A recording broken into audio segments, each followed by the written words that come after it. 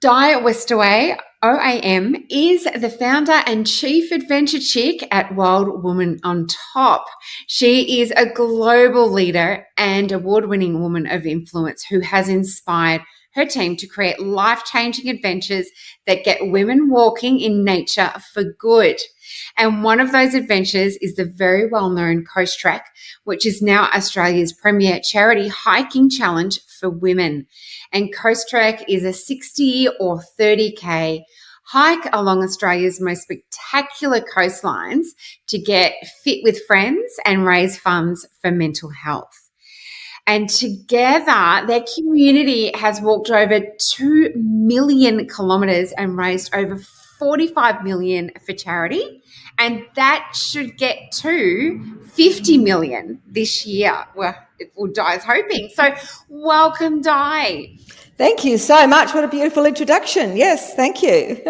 You are amazing and so inspiring, and I'm so keen to get into our chat today. So as this podcast is very much centered around leading you, I would love to know, if you were the leader of the world for a day, what would be the 3 things that you would change?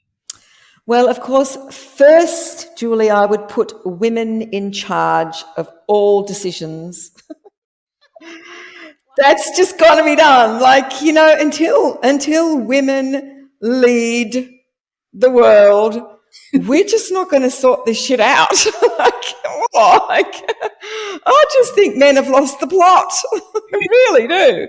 So That would be my first thing. And obviously, genie's out of the bottle. It's hard to get it back in. But yes, I think women are far better decision makers. They make decisions based on real need. They make decisions based on love and kindness and compassion and human relationships first.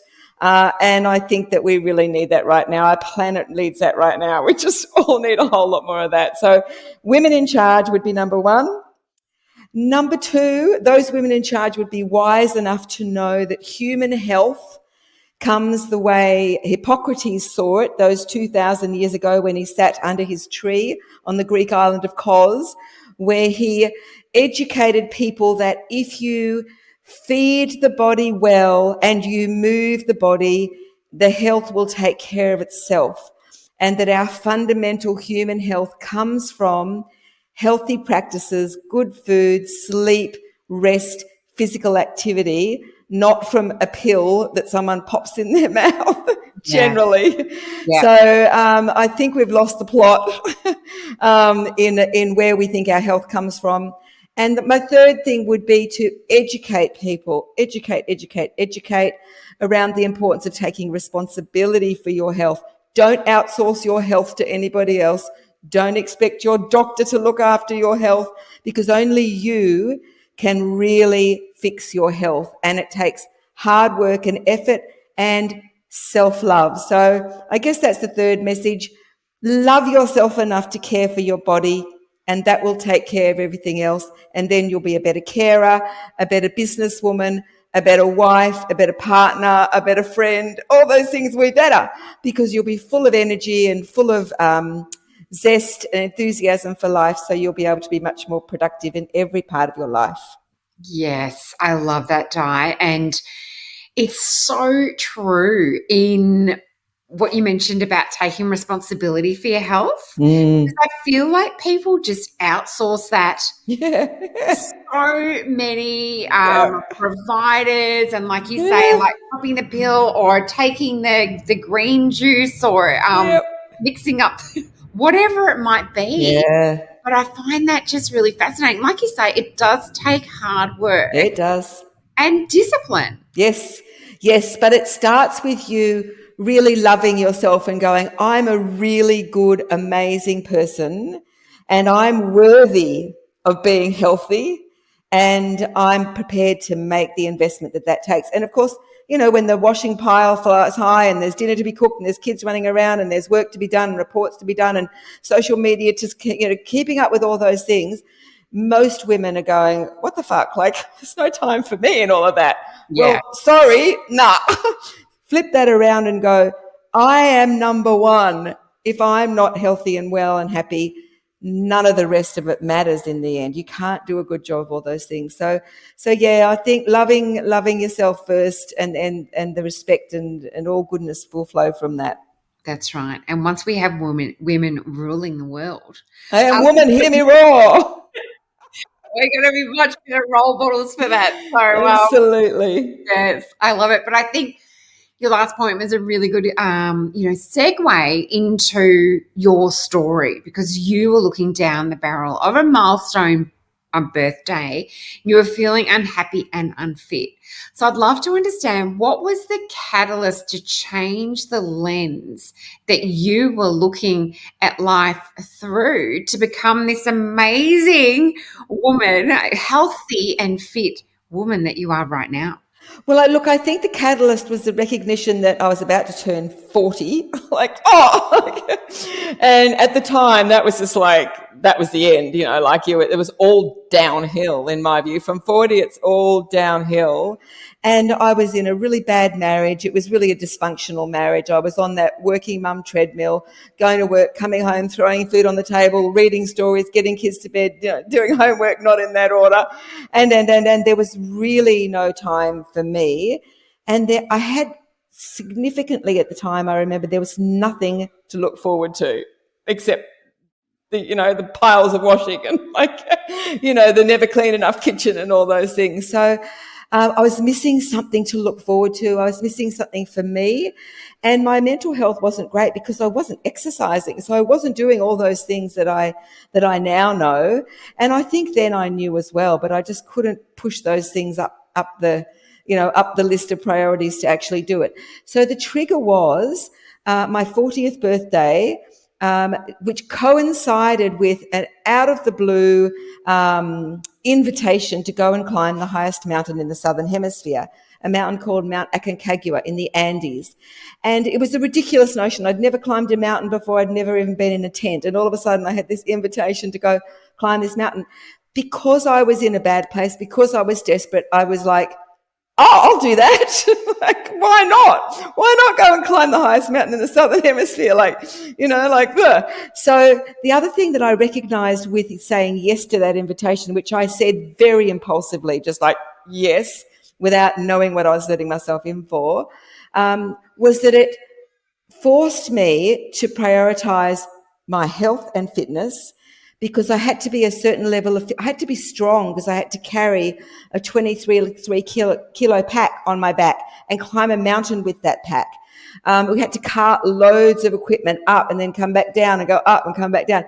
So it was going to be very physically challenging in a very remote wilderness environment at high altitude. So it was going to be a challenge of the proportions, a physical and mental challenge of the proportions that I'd never experienced before. And in saying yes to that, that put on, a train of motion of like, okay, I'm doing this thing, I better get really fit. So suddenly I had this, there was times when my friend, and I talked my best friend into joining me, and she was at a similar place in her life. There was times when we'd get up at 3 a.m. so we could go training before work. Like, it was like ridiculous that we would do it. But we were working mums. Like, when else are you going to fit in 3 hours of, hiking with a heavy backpack? So it was an incredible thing. But the motivation that I got out of that goal to be really physical and to push my body and to get stronger and fitter, and having that something to look forward to. Like, from the moment I signed up, it was a mixture of, I was terrified by the idea of walking up this mountain in these spiky things called crampons. But it seemed so exciting. I was like, wow, am I really doing this? Like, I'm going to go and climb a mountain. Like, oh.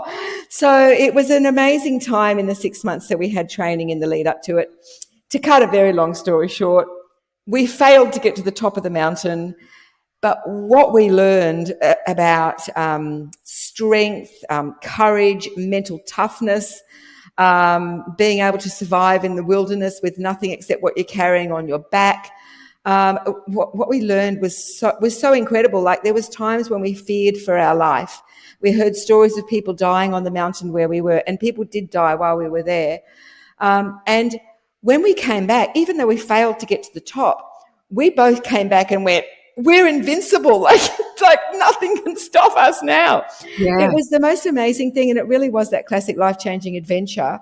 And I then ended up leaving my marriage. And when I looked back on that, it was that surviving on that mountain that gave me the courage and strength that when my world was falling apart and, I had to find somewhere, we had to leave our family home. We'd farmed out one kid there, one kid there, one kid there. I had one kid with me and we were all living in different places. And throughout that, I had this little thing going, you're strong, you're tough, you're going to get through this. So it was a really interesting experience that did give me that strength. And I've spoken to other women who have done similar things like that. And we went on to start a group that did climb to big mountains. And I'm not the only one that had that experience. They now will draw on that experience and go, I can do anything. Like, I'm just so strong and so tough. It was an amazing experience. That is incredible. And when you were saying about the little voice you had in your head to say you can get through this, you're strong, that really gave me goosebumps. Oh, yeah. So do you think saying yes to climbing the mountain was a case of you didn't know what you were in for so much other than, okay, I've got to get fit, I've got to climb this thing, and I've got to feel myself to do that. But you didn't necessarily know what it really meant that you said yes, or was it just that you were looking for something? Probably both of those things. I knew I needed something. I knew something in my life had to change because I really was miserable. It was like, I've got to do something. Something has to change. And look, an alternative might have been going to my doctor and, having a psychologist, having a counseling program, or, I guess I probably would have been put on medication or something. I don't know. There would have been other things that I could have chosen to do. But this just felt like this was what I needed. I needed to just get out. I needed to escape from this, from this little white picket fence where everyone would walk past and think, oh, everything's happy in that little house. Well, it wasn't. Like, it was bloody miserable in that little house. What I didn't expect was the lesson of this confidence and the strength and the resilience and the mental toughness. That wasn't what I was looking for. The mental health benefits of going through that challenge and overcoming that challenge, that was nowhere on my radar in the lead up. So yeah, that was definitely a surprise. Yeah, that's right. So it doesn't even matter that you didn't reach the top. You know what? The fact that we didn't reach the top, because we came back as a failure, we felt as a failure in a way, that almost added another level of motivation to, I need more of this. So yes, it was an interesting time. Yeah, I love that. And that courage and resilience that you got out of it was the thing that's really fueled you on. Yeah. So, perception is a really interesting thing, isn't it? Like you say, when people are looking over your white picket fence, it's like, oh, look at that, perfect family, everything's great. And it's so not. And I speak to so many women who have been in a place or who are in a place similar to where you're at. It might not be as extreme, but it's certainly not putting themselves first, not filling their own cup, putting everyone else before themselves. And ultimately that leads to unhappiness and unfulfillment. So why do you think so many people get to this point in their lives where it's just being a very, very good people pleaser? And that's a big question. I think for many women, like, I believe that humans are born to be good. I believe that we are put on this planet to help other people, and it's in our DNA to help other people. And for women, there's not just that in our DNA to help others and to care for the tribe and to care for our children, but there is also culturally and environmentally, we bring up our girls to be the carers. And so you've got, well, they probably would be doing that any case. I think the thing that's changed is that our environment used to be a healthy environment. So our environment used to allow us to move a lot, and our environment used to provide healthy, nourishing food. Now our environment is mostly sedentary, mostly plugged into screens, and it's hard to find food. Like, it's hard to find food that's not processed, full of chemicals and full of toxins and all of that. So I think our nature probably hasn't changed. It's getting really philosophical now, but I think our environment is no longer suited to our nature. And that means that we can't thrive without making a conscious effort and without understanding where our health comes from. And most people don't learn that. Mm, mm. Except for when they join your wonderful program. Great. Yes. That's I one of love that. Great segue. and Coastrek, which is something that's really well known, and that's where I first heard about you and met you was when you were talking about that, and that was really born from your love or your newfound love of hiking and Yeah. wanting to enable other women to experience what you did. So, can you tell us more about Coastrek? Because you've got the Sydney and the Melbourne ones coming up really, really soon. Yes, we've got the Sydney event is on in March. Then we've got Melbourne, which is actually on the Mornington Peninsula. That's at the end of May. Then we've got the Fleurier Peninsula, South Australia, in September. I forgot. We've got the Sunshine Coast event in July. They're every 2 months. And then we've got the Margaret River at the end of the year in October. So it goes Sydney, then Melbourne, then the Sunshine Coast, then the Fleurier Peninsula, then the Margaret River event. So no matter where you are and what time of year it is in Australia, you can always find that there's one coming up. But the thing about Coastrek, the reason I started Coastrek was because I realised that our group, our little group of wild women at the time, we had little groups of 8 to 10 women. We used to put our head torches on at night time, put the kids to bed, put the head torch on, put the backpack on, and we'd go out into the bush, and do sets of stairs and wander along the coast and in the sand and up the hills. And we were getting really fit for our adventures. So that continued. But through that journey, I guess it was sort of like a bushy boot camp, really, that we had going. But I was struggling to reach out to large numbers of women, and I was very frustrated with that. I was like, why don't all women want to join me? Like, because I didn't have a lot of marketing experience. My training was as a phys ed teacher and a journalist. So, and the journalism training was great because that allowed us to get PR, but it wasn't enough. It wasn't enough to get many women. And so I thought, well, how can we get many women? Well, the best way to get many women is to provide a goal that's so compelling that you don't need a trainer to rock up with. You just need your girlfriends. So you need to get your girl gang together, and it needs to be really fun and really enjoyable. And it also needs to be kind of near home. So it doesn't need to be in Argentina, for example. It needs to be, somewhere close by. So that was how Coastrek was born. It was really a way to get more women hiking. And then by adding the charity element, because we now raise money for the Heart Foundation for women's heart health, that was a really key part of the puzzle. That what that did was it gave women permission to go out training for hours without feeling guilty, because they could tell their partner or their husband, hey, darling, I'm gone for 4 hours on a Sunday morning, but I'm raising money for the Heart Foundation. And suddenly that guilt of like, oh, I really should be at home, I really should have family time, or I really should be doing this, or whatever we tell ourselves, that became less important. We no longer felt guilty at going out and walking for 4 hours with our girlfriends. So the fundraising, that part of Coastrek, became a really important thing to take away that guilt. So that's our little combination now. We've got fun, fitness, friends, and fundraising.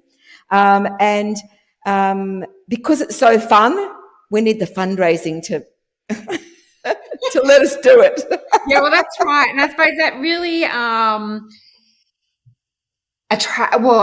what's the word I'm looking for? It just really ticks off that contribution, that Yes. want to contribute, Yes. the need to do that. So it really ticks that box. So it ticks off all the F's, as you say. And I've got Yeah. friends who are training for the Sydney one at the Oh, moment. And fantastic. when they're out training, they include a cocktail as part of their training.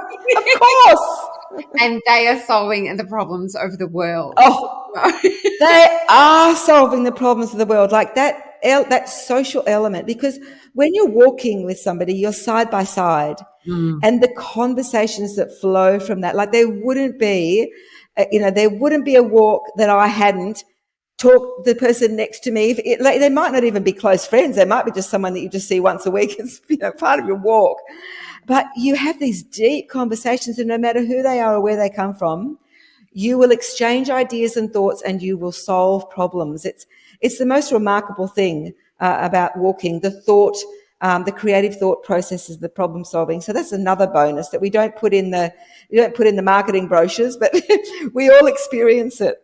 Yeah, 100%. They are just loving the training. And one of my friends, she did it pre-COVID. Mm-hmm. So, and she really enjoyed the time with her girlfriends Yeah. as well. So, Yeah. out on the peninsula. So, they made a weekend out of it. Oh, They stayed down there. So, it was just wonderful. And I can see through how you light up, what this means to you. yeah. Inspire so many women to do this and to also raise so much money for the Heart Foundation.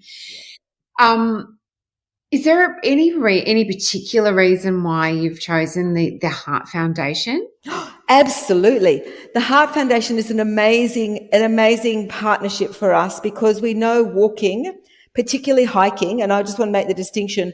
Walking is, we're humans, so we know how to walk, and we, very soon learn from birth how to walk. If it's just walking, it's quite often, most of us live in urban areas, and it's most often on a flat concrete kind of surface. So that's still good for you. That's good for general health, good for your immunity. It gets the blood circulating, etc.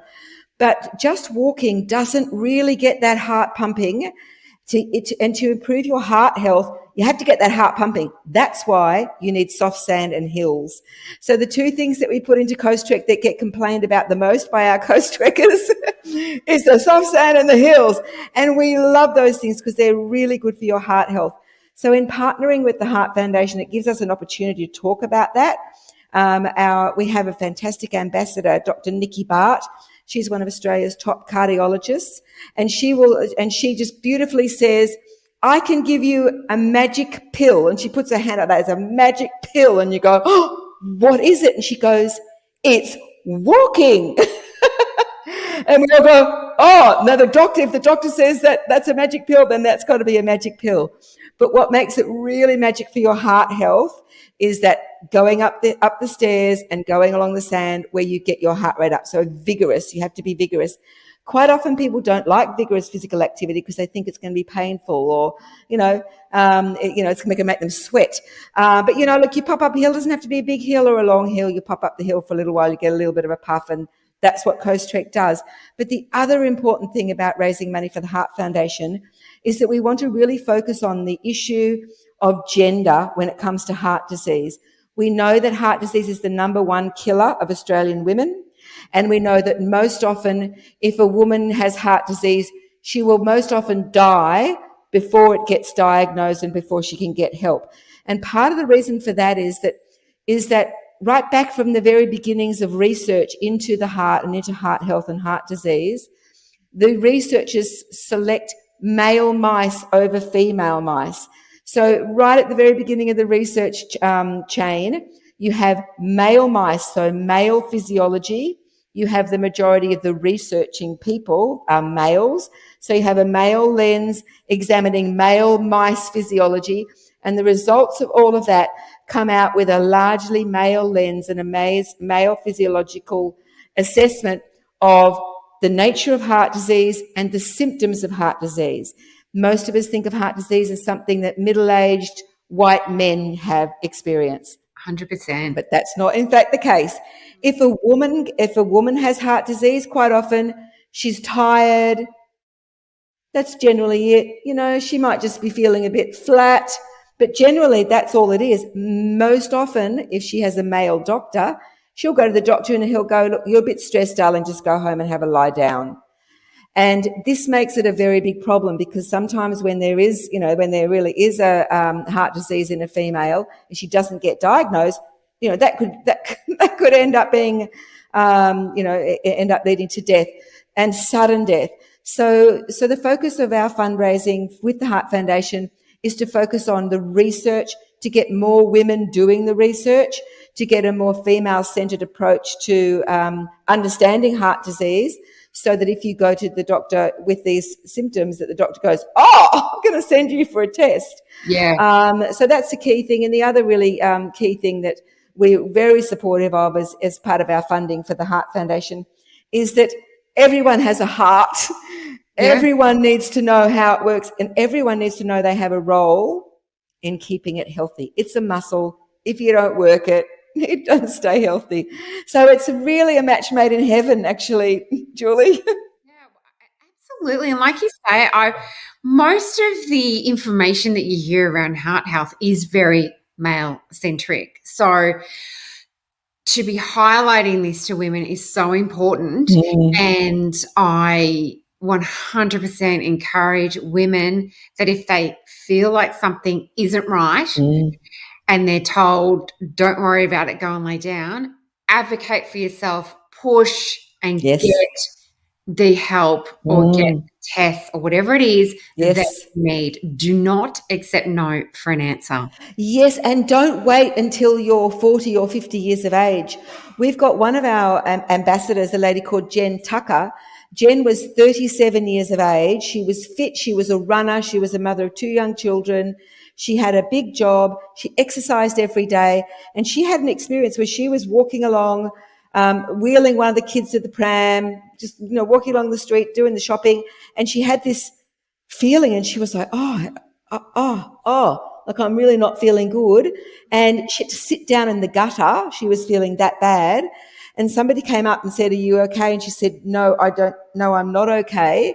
Anyway, they took her to the doctor.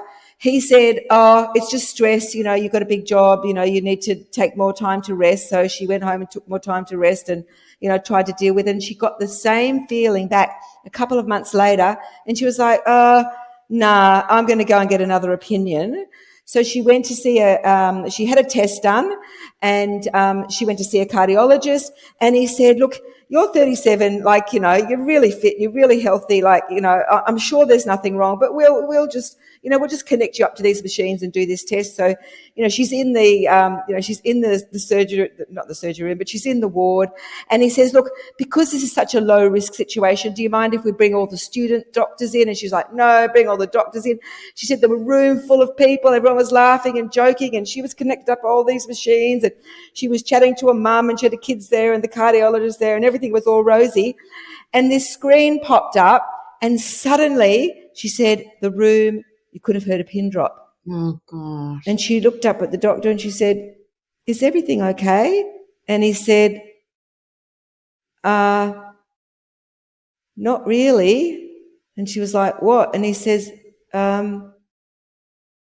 well, and he said, could everybody leave, please? He cleared the room and he said, you have got a 90% blockage of your major artery. And with your permission, we need to operate straight away. Oh, my God. This is a 37-year-old, fit, healthy mother. And, she wouldn't be alive today if it wasn't for that doctor. Yeah. And the thing is, she had none of the risk factors. The other incredible thing is that I'm not sure if I get these stats right, and I should have them at my fingertips, but something like 50% of women have at least 2 risk factors for heart disease. 50% of women in Australia have at least 2 risk factors. So the main risk factors would be overweight, would be diabetes, would be lack of exercise, would be a high processed diet. So if you think about your own body, your own lifestyle, if you've got 2 of those, and there's more than 4 of them, there's many more, but if you have 2 of those, you need to take note. You need to do something about it because it's not an old white man's disease. It can happen No. to Yeah. young people.